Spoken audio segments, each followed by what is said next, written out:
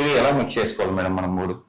Okay, నేను ఇప్పుడు procedure చూపిస్తానండి మీకు. అన్నది తీసుకోవాల్సి ఉంటది. Okay madam. సో అలాగే సేమ్ పసుపు ఎంతైతే తీసుకున్నామో సేమ్ అదే క్వాంటిటీలో మనం కాఫీ పౌడర్ కూడా తీసుకోవాలి. ఓకే. అండ్ ఆ తర్వాత మనము ఈ టమాటోని 2 parts గా డివైడ్ చేసుకోవాలి. Okay ma'am. సో 2 parts గా డివైడ్ చేసిన తర్వాత ఇందులో ఉన్న టమాటో జ్యూస్ ని మనం తీసుకోవాలన్నమాట. జ్యూస్ తీసుకొని దాన్ని మిక్స్ చేసుకుంటున్నారా మేడం? ఎస్ అండి. ఓకే, ఒక పేస్ట్ లాగా ఏంటి మేడం మంచిగా.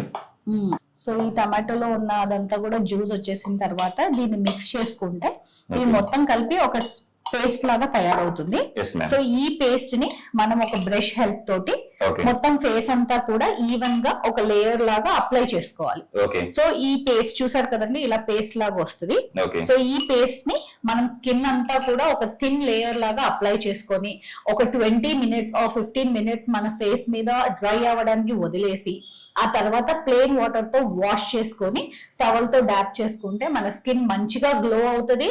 అండ్ అలాగే రెగ్యులర్ గా యూస్ చేసుకోవడం వల్ల మనలో ఉన్న పిగ్మెంటేషన్ సమస్య కూడా తగ్గుతుంది.